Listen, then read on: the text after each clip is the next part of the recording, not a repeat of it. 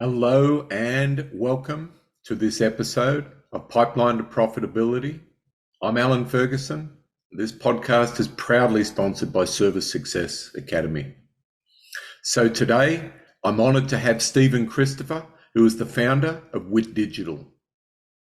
Stephen is growth-orientated marketing agency owner, dedicated to supporting home service businesses as the owner of a world-class agency focused exclusively on home services for the last 10 years.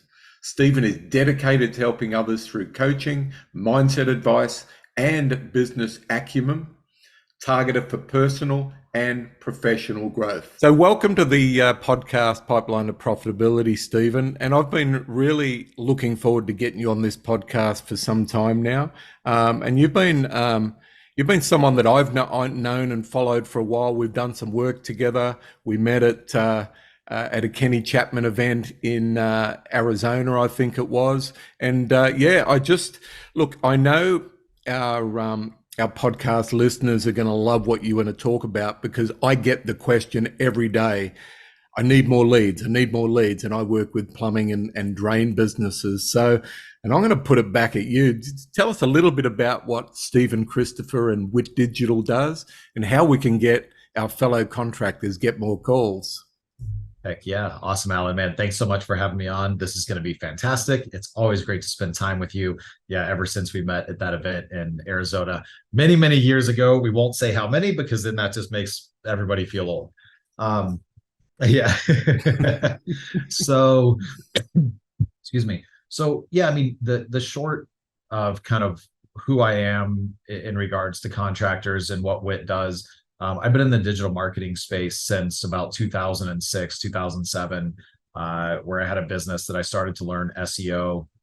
And after that business, it was a mortgage company. And so in 2008, it completely imploded, and I learned how to fail in business really quick. But after that, I said, cool, what skills do I have? And it was this pretty deep knowledge of website marketing, digital marketing, SEO. It was just coming on the scenes. And so I started an agency, and around 2012, somewhere in that time frame, we had a couple home service businesses as clients. We had a couple HVAC companies, we had some plumbing companies. And what I found was that I just really enjoyed working with them. I enjoyed their personalities. I enjoyed kind of a little bit of like the no nonsense directness, and like, dude, I don't care what you say you do, like, just do what we paid you to do, like get us leads and grow our brand. And so since we enjoyed working with them as clients and we were getting really good results, we really just made the decision to kind of go all in on this niche. And geez, I don't even remember exactly when, but for many, many years since then, this has been our only niche. So, we are fantastic at marketing for home service businesses, and it's our love, it's our passion, and it's definitely our area of expertise. Fantastic. So I know you're, from my knowledge of you, you're a digital agency, but we all know in the world of marketing for contractors, there's many ways, I believe, to make the phone ring. But I'm working with specifically plumbers and drain companies, and they all say the same thing: I want more leads. I want more leads. So for those that don't currently have a digital web agency, or they're thinking of defecting from where they're at, this is your opportunity to help our contractor friends to get more leads, right? Awesome, man. I love it. Well, some of my answers you and they will probably love, and some of my answers they might not love as much, but I've always tried really hard to just give true and honest advice. And we've always done that at Wit. We try to truly just say, here's what we've done, here's the result, here's where we won, here's where we fell short, and just be honest. And a lot of business owners like that, because they're not getting these 30-page reports with all these green up arrows and the agency's saying, no, you're doing great. But yet the contractor's looking at their 3-day call board and they're going, you're telling me I'm doing amazing, but nobody's actually calling me. So there's this huge disconnect. And I think there's a new level of kind of honesty that needs to be brought back into the marketing world, which is, look, marketing doesn't solve all of your problems. right? A lot of contractors just say, man, if I just had more phone calls, I could hit that big revenue goal that I've set out. And a lot of times it's true. And there's another side of the business, Alan, that I'm sure you talk about, and a lot of the groups and stuff that we're mutual partners in, is, do you actually have the back end of the business relatively dialed in? So, one of the things that we do is we listen to thousands of our clients' phone calls every month to determine, hey, how good are the leads that we are sending? And we're also kind of looking for other opportunities in the business that they might be missing, that are hurting lead flow. Silly stuff. When we listen to phone calls every month, we always find a client that's got 3 calls a day going to voicemail in the middle of the day, and they don't even know it. Right. So we're sending good leads, but they're just missing that opportunity. So I won't go too far down that path, but I bring that up because I think a lot of us as business owners, we always look for the easy way first, right? And it's just like, man, if I could just find a good marketing agency, then I would have all the leads that I need, and I would magically hit my $10 million number next year, and things would be amazing. But it's this combination of both, right? So being willing to kind of look at your stuff, and having a marketing agency that's willing to look at their stuff, I think is really, really important. And to get into a little bit more specifics about lead flow for, plumbing and drain companies, let's talk about kind of what's happening in the landscape right now of digital marketing. And in that general landscape, specific to the US, obviously this is not every single market across the US, but we're seeing kind of this consistent trend right now where, for example, Google Ads and pay-per-click is not returning the same ROI or the same multiplier that it was 3 years ago. And then 3 years ago, it wasn't returning what it was 7 or 8 years ago. Alan, you probably remember the days of when pay-per-click could get you 8 to 12x. Every dollar you spend, you were getting $8 to $12 back. Well, that kind of trended down. Then we were in this stage of, hey, 4 to 8x is actually really good. And now we're seeing some of the markets actually change even more, where those pay-per-click dollars are not getting the same return. And so what do we do about that, right? What do contractors do that are trying to get leads when some of those lead sources are starting to change right now? And one of the most important things to be focusing on today is SEO, or search engine optimization, which is the organic ranking of your website in a Google search result, as well as the organic ranking of your Google map listing when somebody's searching for your business. And, Alan, you can tell me how deep you want to get into SEO, but I'll share the kind of overarching here is just that if you're not doing really good SEO, or your agency isn't doing really good SEO right now, that's something that you need to look at, because what's probably going to happen over the next year to 2 years is, pay-per-click may or may not come back as the economy kind of trends, where it's going right now. But people that are looking for your service, what's happening with the buying patterns is they are tending to do a little bit more research. They aren't just buying right away. We're hearing a lot more people say, hey, okay, let me get prices from 2 other companies. Let me talk it over with my spouse tonight. Let me give you a call back. The buying patterns of consumers are changing a little bit right now. And the buying pattern of a more educated, typically a little higher household income buyer, are more likely to go to an organic result than they are to a paid result. And so that's one of the reasons why we're seeing pay-per-click start to shift a little bit, not to mention the whole influx of money by all this private equity and all kinds of stuff like that. Like, that's definitely having an impact. But the point I want to make here is that you've all heard about search engine optimization. You all know you should be doing it.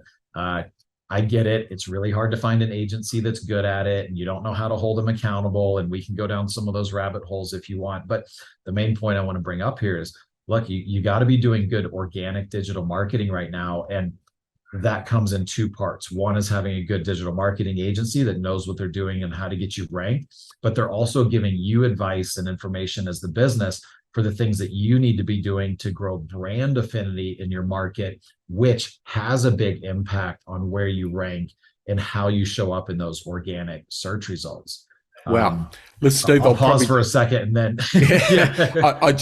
I'd like to go back to the beginning, and you really caught my attention, then we'll come through. But I mean, it's something that, I've known because I started playing with digital marketing websites, pay-per-click around 2002, 2003, so 20 years ago. And I did notice at the time not that many of the my US friends were actually had ventured into that. It was still yellow pages. But the the topic that grabbed my attention the most was listening to calls. Now, I know for a fact that there's a lot of wastage. I mean, whether your calls come from your website, whether your calls come from direct mail or whatever, there is a lot of wastage. And unless you actually listen to those calls, you don't really know. And the other thing too, and you've touched on SEO. It's not my area of expertise. I never really focused too much on it. I know when we worked with you, we did. But one thing I do know for sure is every company that I've worked with in the last 5 years specifically, and we were one of those, is spending way more on AdWords than they should. So if a company has got the budget, and let's say they've got the money to play with AdWords, what would you recommend they do to get the most out of their investment? Because it's a big investment. If you try to get block drain leads in Sydney, you're paying hundreds of dollars a click, and because it's so competitive. So maybe we might venture there for anyone that is using digital. They're not getting the results. They all say the same thing. Besides, I want more calls, they're all saying it's so friggin' expensive. So just some tips and ideas for them to get more out of that spend. Yeah, awesome. So first thing I'll say is typically Google local service ads, which are the Google guaranteed ads, are going to be a slightly higher quality lead and a slightly lower cost than pay-per-click. Mm-hmm. So if somebody's listening, if they have everything pushed into specifically to Google ads or pay-per-click, but they're not doing a lot on LSA, I would always recommend that somebody pushes as much budget as they can to LSA. Make sure that it's actually getting them good leads. Go in and listen, double check the leads. But a lot of times that lead source is a little higher quality and lower cost. So make sure that you're getting the most out of that first, then start to push that big, giant overflow budget down into Google ads as a way to get even more leads. And then to answer your question about, how do we get the most out of it, right? I mean, and here's the challenging part, because most contractors and their marketing directors internally, if they have them, are never going to become Google Ads experts. So you're relying on somebody else to do a really good job for you. So I could give you some very detailed, here's how to run a great pay-per-click campaign. But since most people listening aren't doing it, let's go a slightly different direction here. And let's talk about some of the important metrics that you should be watching when dealing with your digital marketing agency when it comes to pay-per-click. So let's think about it. What are you paying for? You're paying for phone calls. So all of these other metrics that most agencies show you about how many clicks you get and how many impressions you get, and what's your search impression share, and all of this other stuff that they put on their reports, and then they try to point to and say, hey, we're doing a really good job. And you're on the other side going, dude, I'm paying $600 a lead and most of them are crap. So here's where this big disconnect starts to come. So as a contractor, you need to get really clear on why are you paying them and what types of leads do you really, really want, and what geographic areas within your kind of your service center are the most important. So as a contractor, some of the best things you can do to get the most out of your PPC budget is make sure that you and your agency are aligned on, here's the most important services, right? So let's say plumbers, for example, right? Okay, we all know that, drain calls, block drains, I mean, some of the best leads in the business, right? Because they have a capacity or a potential to turn into something really, really big. Then we get into things, if you're really good at water heaters, those can do really good. And then we kind of go all the way down the list to like general plumbing calls, and that's where you could get a leaky faucet. I want you to change out the handle on my shower that I bought at Home Depot. So You love you them. need to help get clarity on what are the most important things to you. So what are those jobs that you can convert the most? What are those jobs that produce the most revenue? Then secondly, you need to do the same thing with your geographic region, because we all know, right? Like, I mean, Alan, you travel to Houston. Houston is massive, right? To try to spend pay-per-click for plumber Houston, you're going to spend $1 million a month probably and not even scratch the surface of what is able or what the size pool that you're pulling from within that market. So you need to get clear on, hey, here's 4 subdivisions, or here's 4 cities, or here's 4 areas of a town that are extremely important to me. So now you have these 4 areas of the city. Now you have the top, 3 types of calls that you really want. Give that to your agency and tell them, be very clear with them. I am measuring you on your ability to get these types of calls in this geographic area. And if your agency is doing a good job, they should be able to come back to you at the end of the month and say, okay, cool, here's what worked. Here's the calls that we got that were good. Here's the stuff that we got that wasn't really good. And here's a couple recommendations. We recommend that you put, 50% more of your budget here and drop it from over here. They should be helping you make those decisions.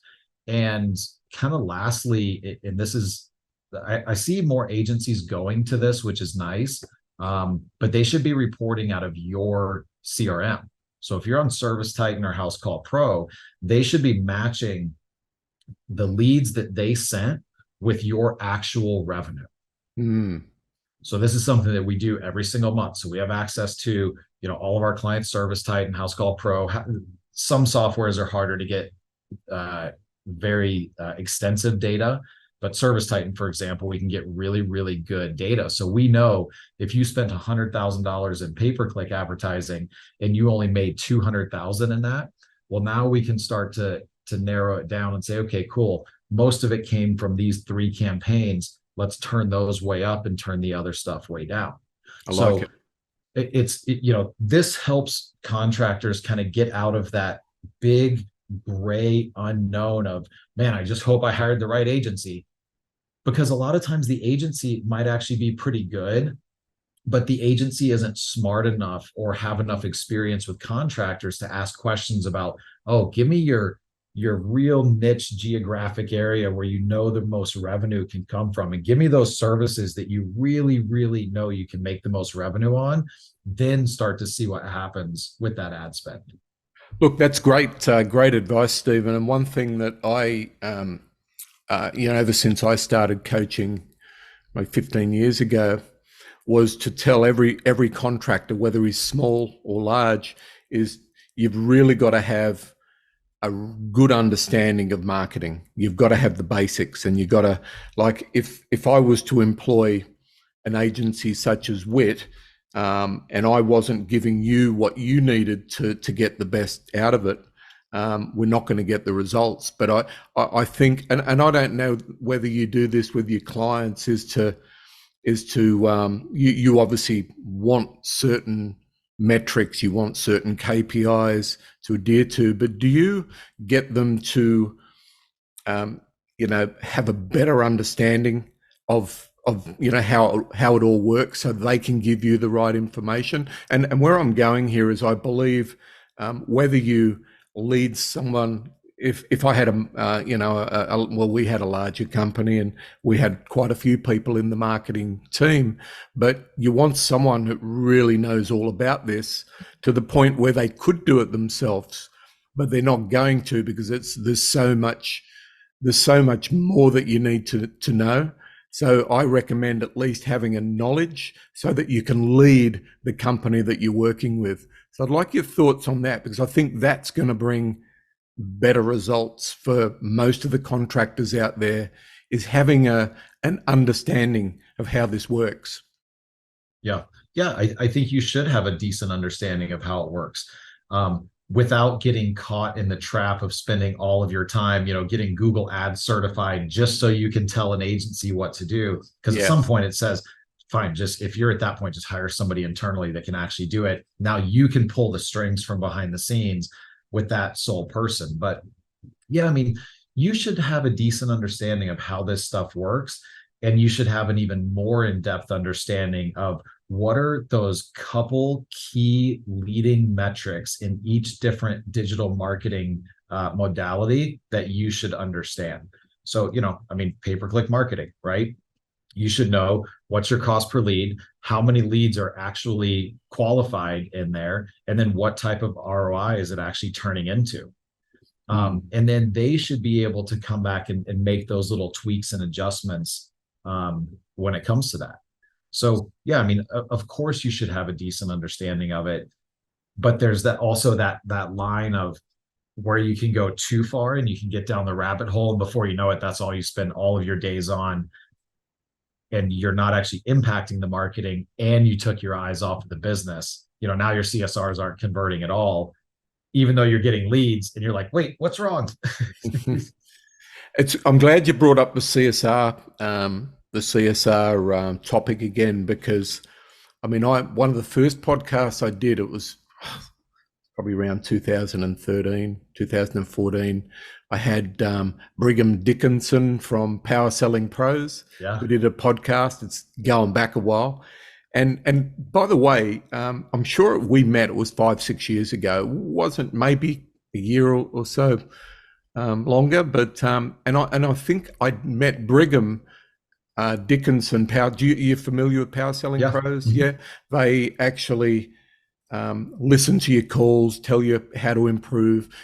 Because that one thing, if you know what your CSR conversion rate is, every bit of marketing you do can be improved. If you can get twice as many calls out of the twice as many converted calls out of your spend, it brings your spend down. You get, and so that's an area where, look, most of the companies I work with are aware of that. Not all, but a good majority.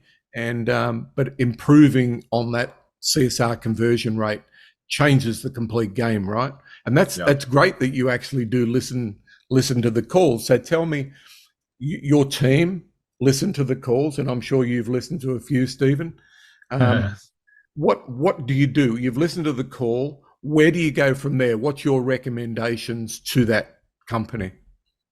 Yeah, I mean, at Wit internally, what we're looking for that real low-hanging fruit, right? I mean, besides looking at quality of call so that we can manipulate and change the marketing to focus it on making sure we're getting the highest quality. Besides that part, what we feed back to the customers is just really basic stuff. CSR Sally seems to always be rude and grumpy and rush people off the phone. And, she's probably losing 40 to 50% of bookable calls. Or is it, hey, we have a client that he kept calling like every week for like 3 weeks. He would call me and just be like, dude, you guys suck. You're not doing your job. Like, we don't have enough leads. And I'm looking at all of our stuff and looking at the phone call listening sheet. I'm like, well, I don't understand. We're doing great. So I went through and actually listened to a couple hundred calls on my own for his account. And we learned something in this moment, because we typically didn't listen to calls that were under about 10 to 20 seconds. Mm-hmm. We just didn't listen to them, right? At least not when we were spot checking. Well, I went back and I started listening to him. Come to find out, he had one CSR, and he lived in a town where a lot of people worked 8 to 5 jobs and they had a lunch break. Well, his CSR had lunch from 11:30 to 12:30, and all of his ideal customers called during their lunch break. So what was happening was he had this huge influx of calls. They were all going to voicemail. Nobody was actually checking him or rarely calling him back. But when I went in and listened to these really short calls, I would hear people on the other line. They're like, I got voicemail again. Like, I don't know, call somebody else. And so the feedback on call listening can be anywhere from a specific CSR issue to a more general, like, hey, Service Titan glitched, and now it's sending calls to this old forwarding number that doesn't even have a voicemail box set up. right? I mean, technology is not perfect. Just because we Yeah. set it up once doesn't mean it works a year from now. So there's all these little tiny nuances that we just typically as business owners wouldn't think of when it comes to CSRs that we find when we do that. And actually, this part of the business has become so valuable that we've had a couple clients ask for more. So we're actually partnering with a friend of mine that owns a massive call center that does these like hour-long intake calls and trains on voice inflection and stuff. And so anyway, we're going to be launching something to where we offer call listening as a true product. Now, we're not intending on doing anything like Brigham and Power Selling Pros and all this coaching and stuff, but we found it so valuable that it's like a secondary marketing cost, right? I mean, I think our beta is like $1,500 a month or something, but the amount of money you can make that's sitting right under your fingertips right now is unbelievable when it comes to just understanding what's happening with your calls and then being able to kind of bucket and segment those and then create a solution for what's missing. One of the exercises, Steve, and I take my coaching clients through is working out the true cost of a customer. So when you for example, when you know what your marketing spend is, and you can do this holistically across all of your marketing channels, because I am not a believer in just using one medium, and I reckon there's many ways to make a call. And I've been saying this for years. I'd rather have 100 ways to make one call than one or two ways to make 100. And I think you got to apply that to just so you know where you can get your calls at the lowest possible denominator. But the true cost of a call allows you to analyze what's it actually costing me to get that phone call where I can actually get a technician to the customer's home. So any company that does that and they know exactly what it's costing them doesn't have to do anything to improve, although they will. But just by knowing the score and knowing that number, you're focusing on it. And let's say, for instance, and I'm just throwing this number out there, and it's probably more for some companies and less for others, depending on how well they're marketing. Let's call it $300 to get a phone call. And that's not a converted call. That might be just a unique call, not a telemarketer or wrong number call, a unique call. And everyone that's listening needs to know the difference between a unique and a non-unique. So unique call, $300, conversion rate of the CSR, 50%. What's that cost look like now? Yep. By the time and that's not getting the technician to the call, that's putting that into the dispatch. And then the dispatch has to be able to get the technician to the call. And you know yourself, when a company's busy and they've got more calls they can handle, dispatch can't keep all those calls on the board, because some of those calls are urgent calls, and you need to treat them urgently. So, by the time, if dispatch is only converting 75% of the calls that are put on their board, there you go, up goes your cost again. So it's no longer $600, it's more like $750. Correct me if my calculations are wrong. And then you've got the technician conversion on top. So I'm probably straying away from marketing, but I think the fact that that's the first thing that you brought up, that you listen to calls, and I recommend everyone listens to calls. And I'm sure the way you do it, you would be reaching back down the telephone line to whoever's managing the CSRs, whether it's the owner or whether it's a manager, and shaking them and going, do you know how much friggin' money you're losing here? So I know I've got you. It does get me. No.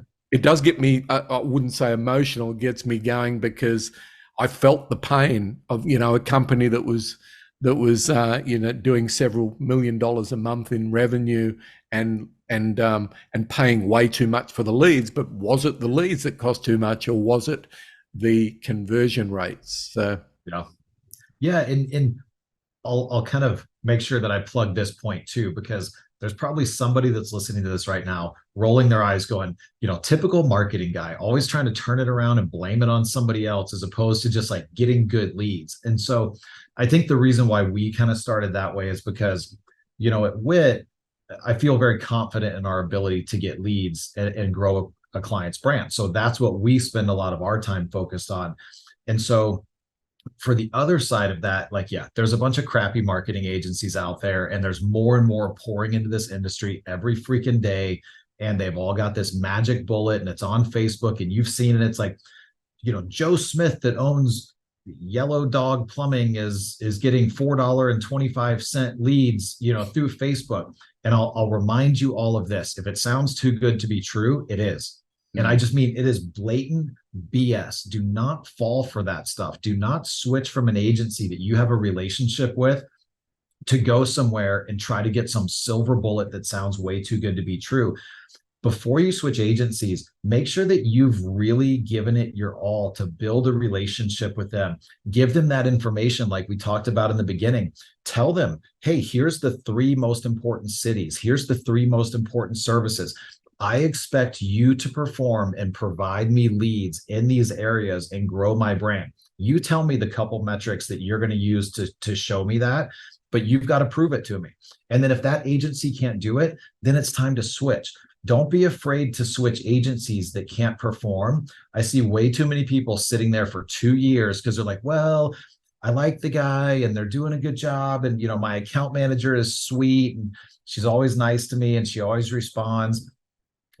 Take a little bit of the, and I almost hate to say it this way, take a little more of the responsibility for your marketing by just making sure that you have a really good relationship with your agency and you guys have some alignment and some clarity on what's important to you as a business so that they have a better opportunity to win. Because just like with any employee, if you give them a slightly more narrow lane, they're going to get to that goal that you want them to faster, right? Because there's less of this. If you give them too wide of an area and you say, look, guys, I don't know, I'm a plumbing company, get me leads, like here's a bunch of money. The lane is this wide and the agency might be doing this and takes forever to get to the goal. So try to narrow the lane as much as possible and then give them that objective. And if they can't meet it, then there's your kind of decision on switching. And I'll throw this out there right now for anybody listening. If you are unsure if your agency is doing a good job or you just want to chat about marketing, Alan will put my information somewhere here.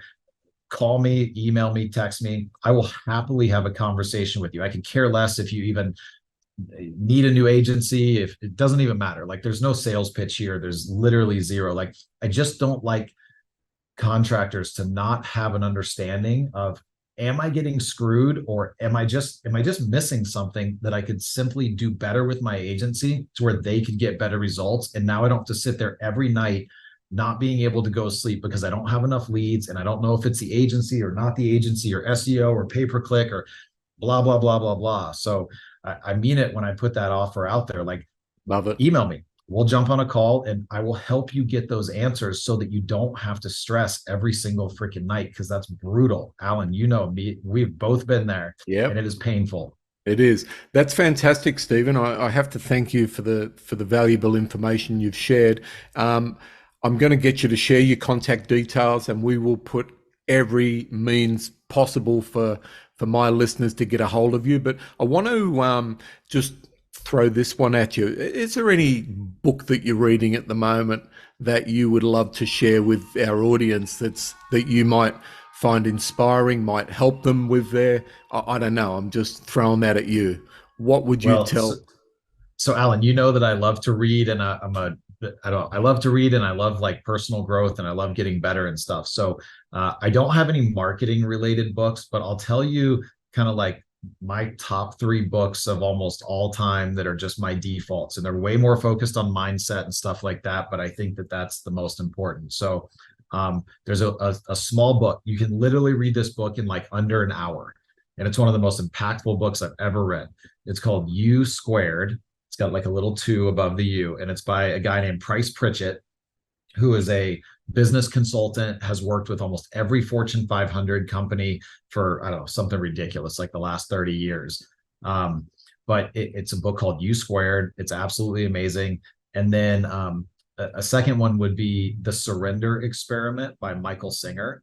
Hmm. And this guy is, he was a yogi meditation guy that lived out in the woods in Florida and ended up building $1 billion business in the insurance world. And it's just an unbelievable story through like not having to effort and like fight against everything in order to become very successful. And I don't know, that's two of my favorites. Nice. Well, we'll let everyone know about them. So, just one more thing before you go. I'm I met when you came to visit us at Beaver Creek. You brought a friend of yours, Jarek Yeah. Robbins. I've been communicating with him. I'm going to try to get him on the podcast as well because I know he's a wealth of knowledge as well. Are you still friends with Jarek? And is he? Yeah. I mean, my wife's, it was typically it was my wife and him that kind of became good friends when she started going to, Tony events and stuff like that. But, they became good friends, and yeah, she still keeps up with them. I mean, they look like they're living their best life down there in Puerto Rico, having fun, new kid. Um, yeah, he's amazing. Yeah. I'm gonna reach out, see if I can get him on. So Awesome. now, how do our listeners get a hold of Stephen Christopher and Wit Digital? Awesome. So if you want to learn more about WIT, you can go to our website. It's just WIT delivers.com. So just witdelivers.com. If you have questions or want to chat about marketing, you can email me directly, Stephen, Stephen, at witdelivers.com. And since I love Alan so much, I'll even throw my cell phone number out there. And if you want, if text is easier for you, you can shoot me a text. Don't call me. I probably won't answer, or at least leave a voicemail if you do. 720-339-9078. Shoot me a text if you have questions. I literally mean it when I'm here for whatever you guys need. Thank you, Stephen. That's fantastic. And I know I've got quite a few of my clients and just and people that I know in the industry that would definitely love to chat with you because you're a wealth of knowledge and you would have to be one of the easiest guys to work with.